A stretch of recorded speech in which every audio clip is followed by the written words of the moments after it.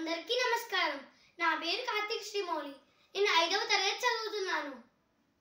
గురు బ్రహ్మ గురు విష్ణు గురుదేవో మహేశ్వరః గురు సాక్షాత్ పరబ్రహ్మ తస్మై శ్రీ గురవే నమః. దేవుడు గురువు పక్కపక్కనే ఉంటే నేను మొదట గురువుకి నమస్కరిస్తాను అన్నారు మహానుభావుడు కబీర్ దాస్. ఎందుకంటే ఆయన భగవంతుడు అని మొదట చెప్పింది గురువే కాబట్టి అని వివరించారు. సమాజంలో గురువుకు ఉన్న స్థానం అంత గొప్పది. గు అంటే చీకటి, రు అంటే పోగొట్టేది అని అర్థం. అంటే మనలోని అజ్ఞాన పొరలు తొలగించి జ్ఞానదీప్తిని వెలిగించేవాడు గురువు అన్నమాట. అలాంటి గురువును మనం దైవం కంటే మిన్నగా ఆరాధించే సంస్కృతి మనది.